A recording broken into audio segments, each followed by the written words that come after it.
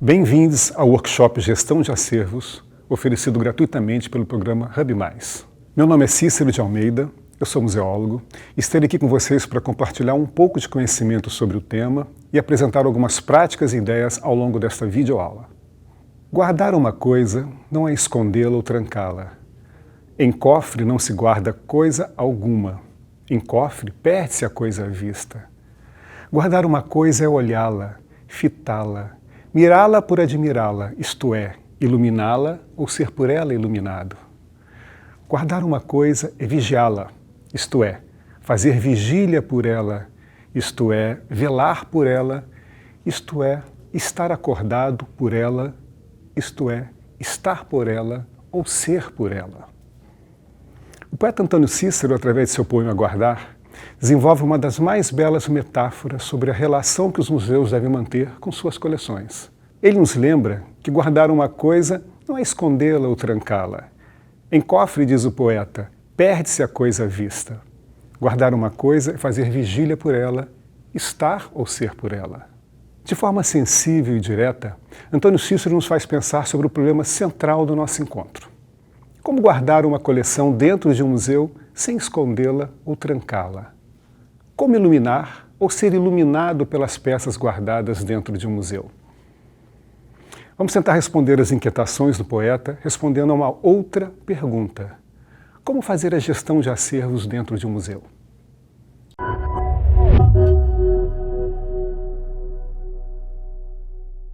Inicialmente, vale uma definição do que estamos chamando de gestão de acervos. São princípios, métodos e práticas voltadas à formação, organização, preservação e interpretação das coleções de um museu, com base em fundamentos técnicos, éticos e legais. Ainda que os técnicos de um museu tenham em mente os princípios que regem a gestão de acervos em suas instituições, é preciso que esses fundamentos estejam definidos formalmente em um documento, que oriente não apenas os profissionais do museu, mas que esteja também disponível à sociedade como uma forma de esclarecer a responsabilidade do museu em relação à proteção e promoção dos acervos sob sua guarda. A gestão de acervos pode ser dividida em 3 eixos principais. O controle, que se refere às diferentes maneiras de assegurar que todas as peças dentro de um museu estejam devidamente registradas. A produção de conhecimento, que são ações voltadas para uma melhor compreensão dos sentidos e dos significados do acervo musealizado. E a preservação, que são os cuidados com a conservação física dos objetos. Nesta videoaula trataremos apenas do controle e da produção de conhecimento, pois o eixo preservação será objeto de outro workshop específico. É bom lembrar que nós não estamos sozinhos quando buscamos soluções para a gestão de acervos. Existem diversos estudos sobre o tema, disponíveis em publicações impressas e na internet.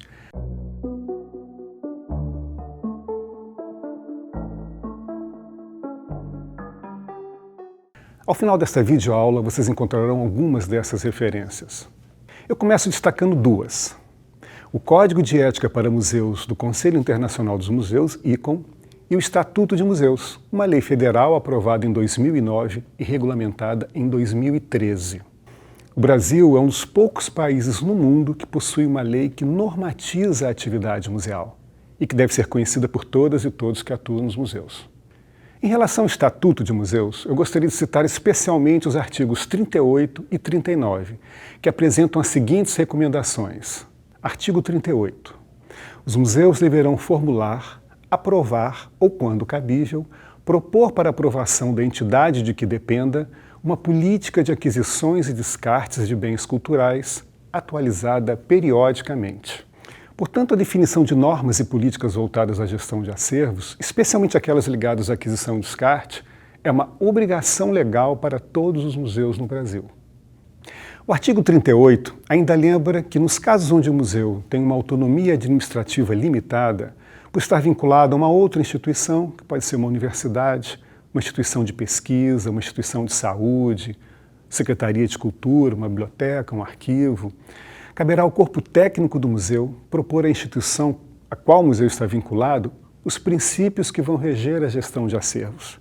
E essas instâncias de tutela é que serão as responsáveis legais por sua implantação. O artigo 39 do mesmo Estatuto nos lembra que é obrigação dos museus manter documentação sistematicamente atualizada sobre os bens culturais que integram seus acervos. O Código de Ética do ICOM para museus, cuja versão atual foi aprovada também em 2009, trata do assunto de uma forma mais ampliada que o Estatuto de Museus. Aqui eu gostaria de destacar algumas partes deste código. Os museus têm o dever de adquirir, preservar e valorizar seus acervos, a fim de contribuir para a salvaguarda do patrimônio natural, cultural e científico. Seus acervos constituem patrimônio público significativo, ocupam posição legal especial e são protegidos pelo direito internacional. A noção de gestão é inerente a este dever público e implica zelar pela legitimidade da propriedade desses acervos, por sua permanência, documentação, acessibilidade e pela responsabilidade em casos de sua alienação, quando permitida. Ainda no Código de Ética, vemos uma situação específica sobre o que é a política de acervos, que corresponde ao que estamos chamando de gestão de acervos. Em cada museu, a autoridade de tutela deve adotar e tornar público um documento relativo à política de aquisição, proteção e utilização de acervos. Esta política deve esclarecer a situação dos objetos que não serão catalogados, preservados ou expostos. Tanto o Estatuto de Museus quanto o Código de Ética para Museus reforçam a importância da gestão, pois que, uma vez musealizados, os objetos constituem patrimônio cultural ou natural das comunidades de onde se originam. Cada peça de um museu carrega referências sobre as sociedades que a criaram e utilizaram, mas fala um pouco de cada um de nós, das nossas crenças, ideias, sentimentos, desejos. É dever do museu proteger e divulgar essas referências.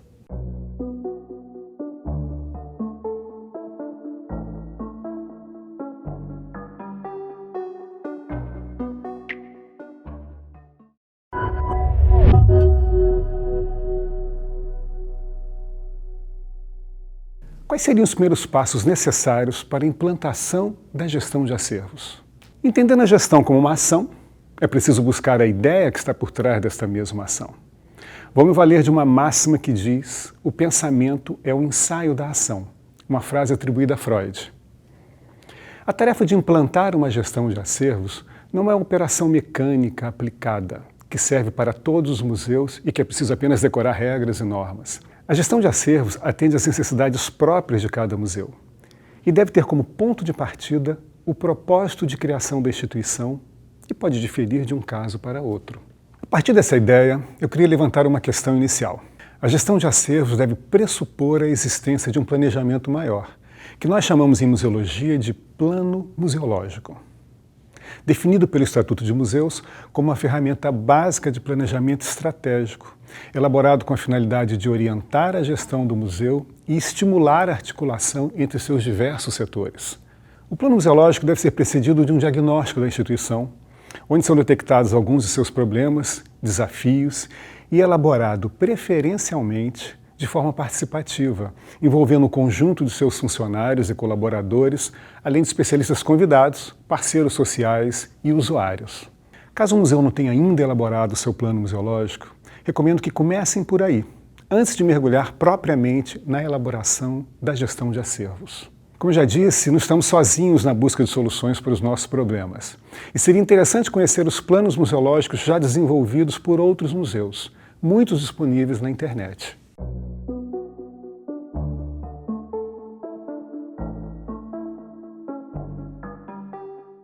Eu vou abordar as questões práticas e aplicadas da gestão de acervos em 4 partes.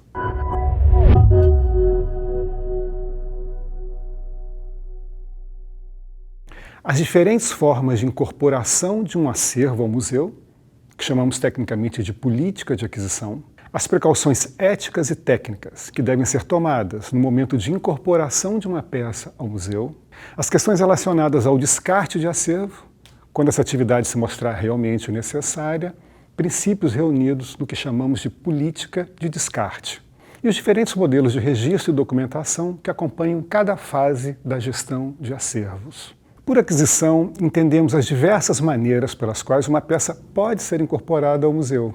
Portanto, uma política de aquisição pode ser definida como um conjunto de princípios e procedimentos que vão regular a forma pela qual o museu trata da incorporação de peças ao seu acervo. Para redigir e conduzir uma política de aquisição, cada museu deve criar sua própria comissão de acervos, formada por profissionais do museu de diferentes especialidades e que deve contar também com a ajuda de especialistas externos. Caberá à comissão de acervos implantar e zelar pelos princípios que fundamentam a gestão de acervos. As formas mais comuns de aquisição resultam geralmente de uma doação, um legado, uma compra, depósito, comodato, coleta, transferência, dentre outras.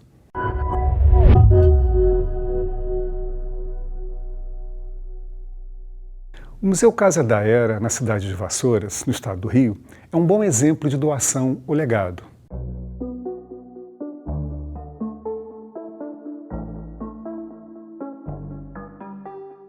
Ele surgiu de uma disposição testamentária de Eufrásia Teixeira Leite, uma das primeiras brasileiras que atuaram no mundo dos negócios como acionista de empresas de diferentes países, filha de um importante comissário de café do Vale do Paraíba. Eufrásia não tinha herdeiros e em seu testamento deixou às Irmãs do Sagrado Coração de Jesus de Vassouras sua casa, incluindo todos os pertences, recomendando que não fosse ocupada. Em 1965, a casa foi transformada em museu. Em relação à possibilidade de receber peças em doação, é bom lembrar que no Brasil, a lei federal que instituiu o Programa Nacional de Apoio à Cultura de 1991, conhecida por Lei Rouanet, permite que pessoas físicas ou jurídicas deduzam do imposto de renda o valor da doação de acervos para museus. Vale a pena conhecer melhor essa possibilidade.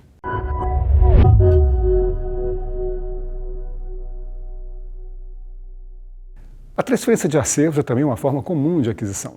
Recentemente, o Museu da República, no Rio de Janeiro, recebeu mais de 500 objetos sagrados de religiões de matriz africana, apreendidos pela polícia entre o final do século XIX e o início do século XX, quando esse tipo de culto era proibido no país.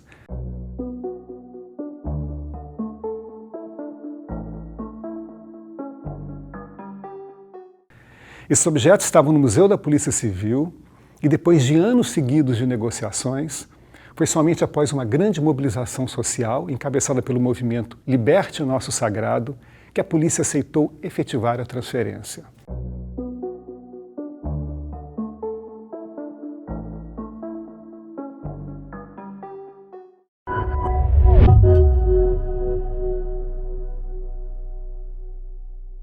O termo coleta geralmente se aplica aos acervos originários de pesquisas científicas, seja no campo da etnografia, da arqueologia ou da paleontologia. Uma das peças mais emblemáticas do acervo do Museu Nacional se originou de um trabalho de coleta. Trata-se do crânio de Luzia, como ficou conhecido o fóssil humano mais antigo da América do Sul, com cerca de 13 mil anos.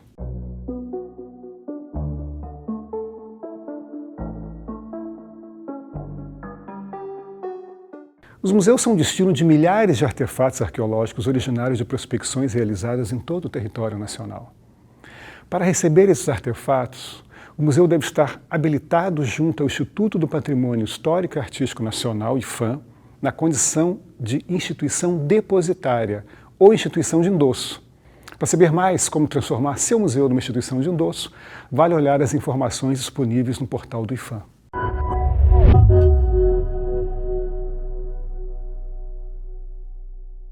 O comodato é uma forma pouco comum na política de aquisição e consiste no estabelecimento de um acordo entre o proprietário da coleção e o museu. Por este acordo, as peças permanecem em poder do museu temporariamente em exposição pública. Em alguns casos, a relação de confiança que se estabelece entre o proprietário e o museu acaba sendo coroada com a doação definitiva. Aqui vemos algumas peças da coleção Gilberto Chateaubriand que estão sob regime de comodato no Museu de Arte Moderna do Rio de Janeiro desde 1993.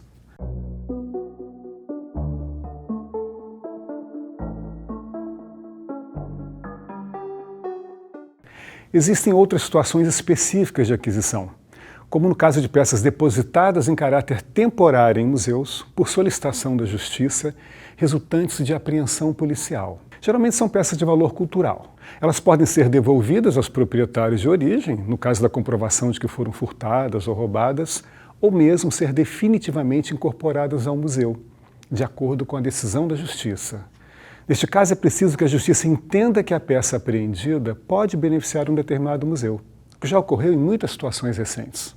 Em outros casos, temos as peças oriundas do chamado perdimento, que são objetos abandonados nas alfândegas dos aeroportos e não reclamados por seus proprietários. Se também forem consideradas peças de importância cultural, qualquer museu pode se candidatar a recebê-las.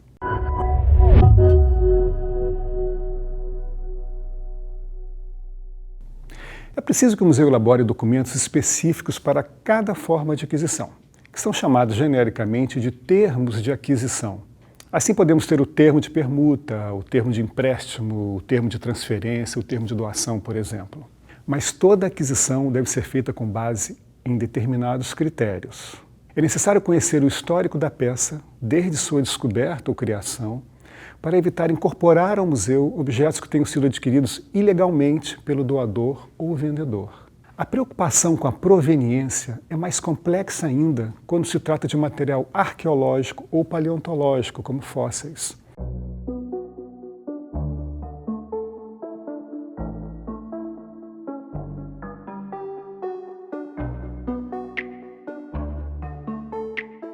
Ou qualquer outro artefato protegido por lei, que não podem ser coletados, comprados ou recebidos em doação.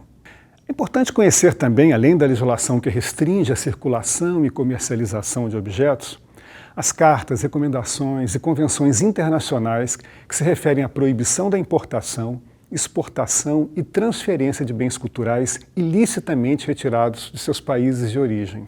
Uma das questões mais complexas e sensíveis, eu diria, em relação às precauções éticas que devem ser tomadas no momento de incorporação de uma peça ou coleção ao museu, está relacionada ao recebimento de doações que não se enquadram no perfil estabelecido pela política de aquisição. Isso é mais comum que imaginamos. Os museus são muitas vezes procurados por pessoas que gostariam de doar peças de sua propriedade, sem mesmo saber se essas peças se enquadram no perfil da política de aquisição. Em casos específicos, pessoas influentes do mundo da economia ou da política oferecem objetos de sua propriedade aos museus. Essas doações têm por objetivo, muitas vezes, legitimar o poder de seus doadores, perenizar seu prestígio. Com a musealização de peças ligadas às suas vidas, elas passam a fazer parte da história. Essas situações só aumentam nossa preocupação com a elaboração de uma política de aquisição, que indique claramente as normas que devem ser adotadas para a aceitação de peças e que servirá de justificativa técnica para a recusa de ofertas indesejáveis. Em relação a este delicado tema, o Código de Ética para Museus diz o seguinte: a aquisição de objetos ou espécimes fora da política estabelecida pelo museu só deve ser feita em circunstâncias excepcionais. A autoridade de tutela deve considerar as recomendações profissionais disponíveis e a opinião de todas as partes interessadas. Ainda no caso de doações, também é preciso evitar as chamadas cláusulas restritivas, determinadas pelo doador ou doadores, como, por exemplo, a obrigatoriedade de manter as peças doadas permanentemente em exposição. Isso limita a autonomia do museu quando decidir pela mudança de sua exposição de longa duração. Portanto, as cláusulas restritivas devem, sempre que possível, ser evitadas. No caso dos museus que desenvolvem iniciativas de memória e museologia social, e aqui eu me refiro aos museus comunitários de uma forma geral, pontos de memória, ecomuseus, nascidos do engajamento e da mobilização de agentes sociais que o criaram, a aquisição de acervo deve ser sempre uma tarefa coletiva, participativa, que envolve e escute os membros dessa comunidade.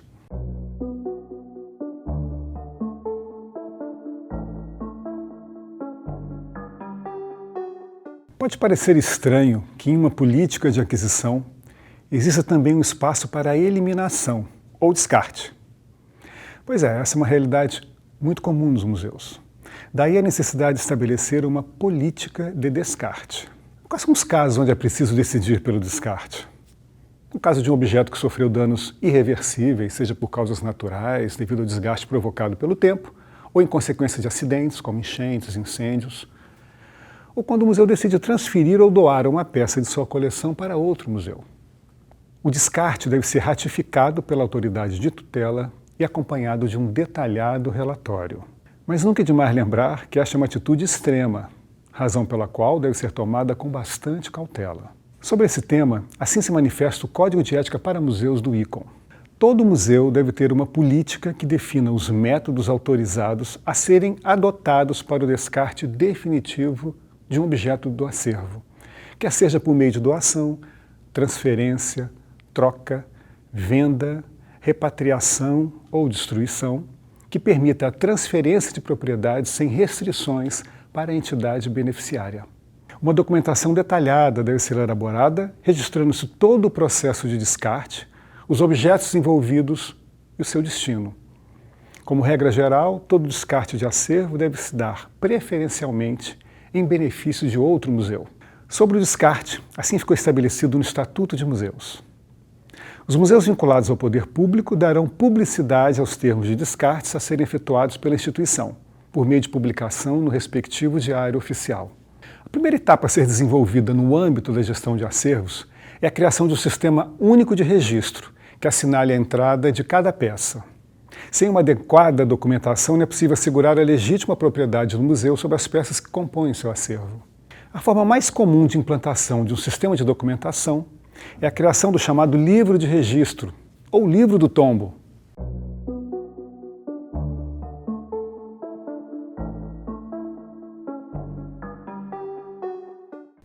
A expressão tombo, de origem latina, significa o inventário de bens de raiz com todas as demarcações. Somente através do registro é possível consolidar a presença física no museu de todos os objetos adquiridos e pelos quais a instituição é legalmente responsável. Dependendo da situação, o museu pode optar por um registro provisório, no caso de peças em depósito judicial ou em comodato, antes de estabelecer o registro final, após a incorporação definitiva desses acervos. O livro de registro deve conter um termo de abertura e outro de fechamento, páginas numeradas e rubricadas pelos responsáveis do museu, de forma a assegurar sua legitimidade. Os registros de cada peça ou conjunto de peças devem trazer algumas informações mínimas que possibilitem sua identificação. É bom que se diga que estamos tratando aqui apenas de um livro físico, pois ele corresponde à realidade da maioria dos museus brasileiros. Mas o museu também pode optar pela digitalização de seus livros de registro, assim que cada volume tenha sido preenchido, cujos efeitos legais são os mesmos dos documentos físicos, segundo legislação vigente no Brasil desde 2012.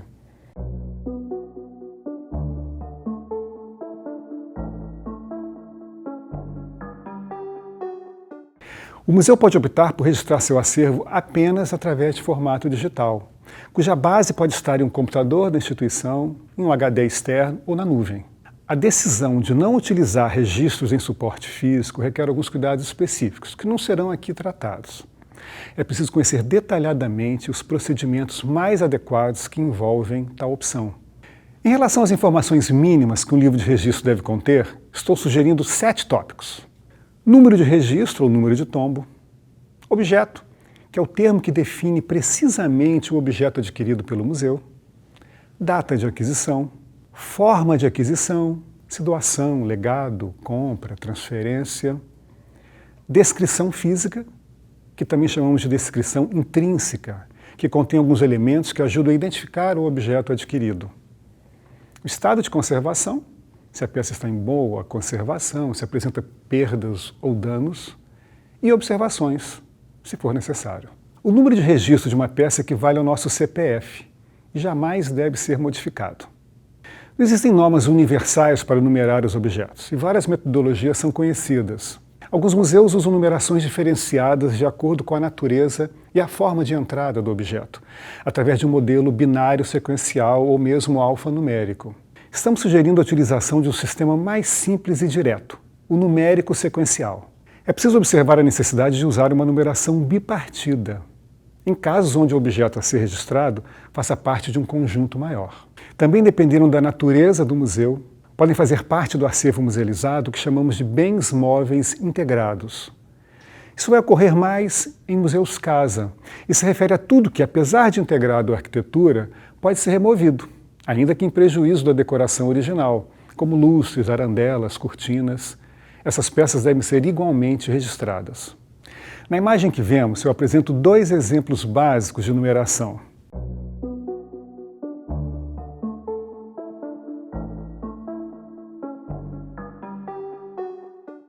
primeira se refere a uma peça única, indivisível, um cavaquinho.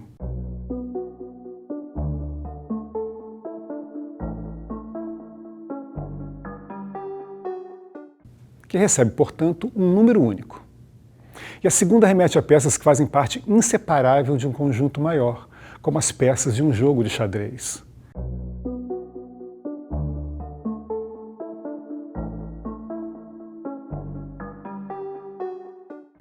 O conjunto recebe um número geral e as peças são registradas como desdobramento desse número geral, através da numeração bipartida.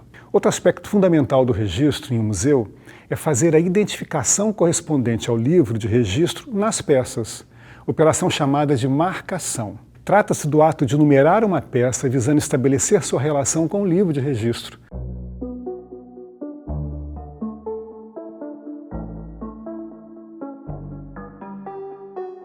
Para que não ocorra uma dissociação da informação. Podemos ver que os números estão lançados em locais menos visíveis das peças, através da utilização de técnicas distintas, como gravações na base com tintas especiais, no caso de esculturas, ou através de etiquetas pendentes, no caso de peças de indumentária. É preciso que todos que trabalham no museu tenham ciência da importância de manter as peças devidamente marcadas, pois pode acontecer que uma marcação a tinta se desgaste com o tempo, ou uma etiqueta se desprender, acarretando o que chamamos de dissociação, que significa a perda de informações referentes ao objeto como consequência da impossibilidade de recuperar ou associar esse objeto às suas informações textuais. A dissociação é um dos 10 agentes de riscos mais comuns em museus, ao lado de furto, fogo, pragas, umidade e poluentes. Um dos desafios do registro é utilizar uma terminologia adequada para identificar os objetos, que possa ser reconhecida de forma ampla. O tesauro é um instrumento de controle terminológico com o objetivo de garantir maior precisão na recuperação da informação. Um tesauro pioneiro no campo da museologia no Brasil é o Tesauros para Acervos Museológicos, publicado pelo Museu Histórico Nacional em 1987.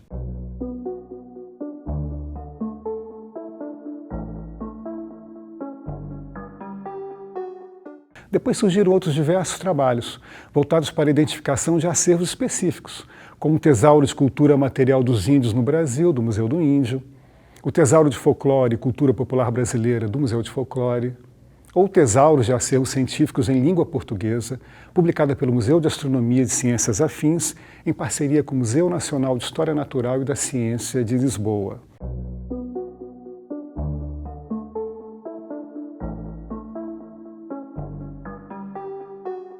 Cada museu deve utilizar aquele que mais corresponde à natureza dos seus acervos. O uso de termos controlados é fundamental para que os museus possam estar integrados através de redes de informação.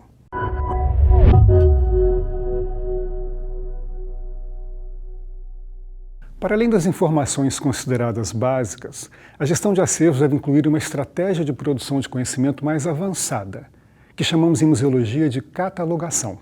Aqui se coloca um desafio permanente, pois a cada dia podemos incorporar mais informações sobre as peças musealizadas, na medida em que as pesquisas da instituição avancem.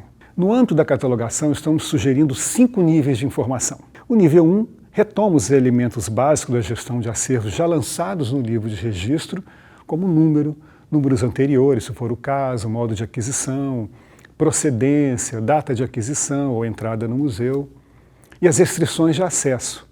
Para os casos onde, por alguma cláusula contida no termo de doação ou por restrições de outra natureza, uma peça não possa ter sua informação inteiramente disponibilizada ao público ou disponibilizada mediante condições especiais de uso. O nível 2 amplia os aspectos de identificação da peça, que podem não estar visíveis na estrutura do objeto, como autoria, título, origem, técnica e material de fabricação, data de criação, além de indicar sua localização na instituição. É imprescindível que o museu mantenha o controle atualizado de localização de suas peças.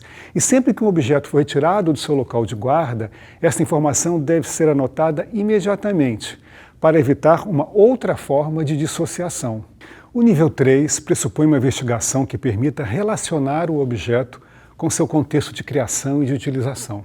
O ideal, quando uma peça é musealizada, é registrar sua lógica de proveniência, conectá-la com o ambiente em que foi criada e usada. No caso dos museus comunitários, em que as incorporações de acervo resultam de uma atividade participativa, baseada no diálogo, a catalogação de acervos deve refletir essa dinâmica, através de um trabalho de coleta de depoimentos dos envolvidos, registros de vida dos detentores dos objetos, dentre outras ações. Aqui eu gostaria de destacar a importância do chamado inventário participativo. Vale a pena conhecer as metodologias de identificação, registro e difusão do patrimônio cultural, através do que se convencionou chamar de inventário participativo, desenvolvidas pelo Instituto Brasileiro de Museus e pela Rede de Museologia Social do Rio de Janeiro. O nível 4 está dedicado à detalhada descrição do estado de conservação dos objetos, de forma a colaborar para o estabelecimento de uma lista de prioridades em relação à conservação preventiva e mesmo restauração. E o nível 5 serve para incluir observações e identificar qual ou quais foram os responsáveis pelas informações.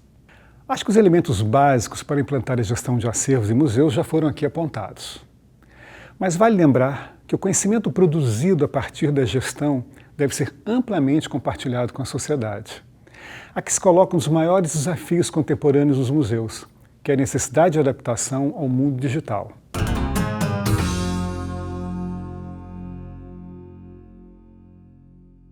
A criação de bases de dados online é hoje, sem dúvida, uma das mais importantes maneiras de democratização das coleções musealizadas.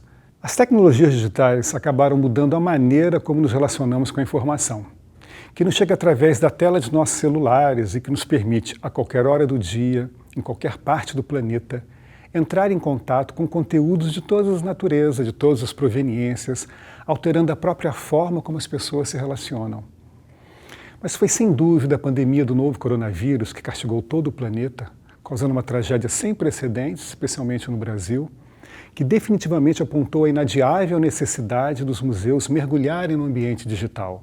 E foi graças aos avanços já conquistados por parte dos museus na disponibilização de seus acervos através dos portais da internet que foi possível manter canais de relacionamento com a sociedade enquanto suas portas permaneciam fechadas.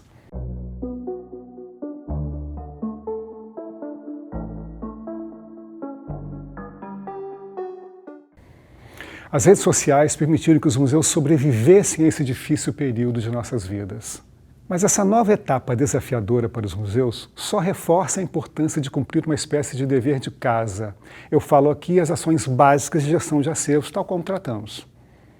Se o museu não organiza as informações produzidas a partir de suas coleções, ele fica impedido de avançar no sentido de utilizar ferramentas digitais.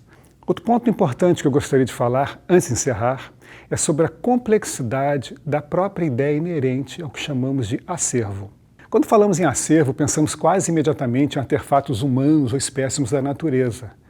Mas devemos expandir nossa compreensão para os patrimônios culturais de natureza imaterial, que dizem respeito às práticas, ideias, crenças, à diversidade linguística e que se manifestam através da oralidade, das expressões corporais, dos ritmos musicais, dentre outras manifestações.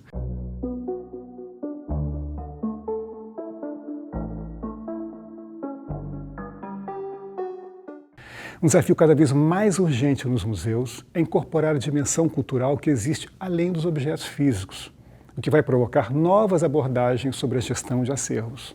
Mesmo com todas as possibilidades da chamada era digital, os museus continuarão a ser lugares de encontro presencial, de troca, de aprendizado, onde podemos revelar quem somos, nossos valores, nossas crenças e conhecer o outro. O que a pandemia nos mostrou é que precisamos desenvolver meios pelos quais podemos dialogar com um público cada vez mais espalhado pelo planeta, ao mesmo tempo em que devemos estreitar os laços com as comunidades que nos cercam, acolhê-las, escutá-las, representá-las se possível, e nossos acervos são nossa matéria-prima e devem estar carregados da diversidade que conforma tanto a beleza desse planeta que nos acolhe, a Mãe Terra, quanto dos seres que nela habitam. Os fundamentos da gestão de acervos não podem estar apenas na cabeça dos profissionais do museu, mas definidos formalmente em um documento, disponível à sociedade como uma maneira de esclarecer a responsabilidade do museu em relação à proteção e promoção dos acervos sob sua guarda. Não estamos sozinhos quando buscamos soluções para a gestão de acervos. Existem diversos estudos sobre o tema disponíveis em publicações impressas e na internet. A gestão de acervos pressupõe a existência de um planejamento maior, o plano museológico, para que possa existir uma harmonia entre seus princípios os demais programas básicos da instituição. Toda aquisição deve estar referenciada em princípios técnicos, administrativos e éticos. Todos os esforços devem ser desenvolvidos no sentido de adaptar cada vez mais o museu ao mundo digital. A ideia de acervos deve englobar não apenas os artefatos humanos ou espécimes da natureza, mas também as referências de natureza imaterial. Em cofre não se guarda coisa alguma. Em cofre perde-se a coisa à vista. Espero que as informações aqui possam ser úteis no dia a dia de vocês e agradeço a atenção de todas e todos. Obrigado e até a próxima.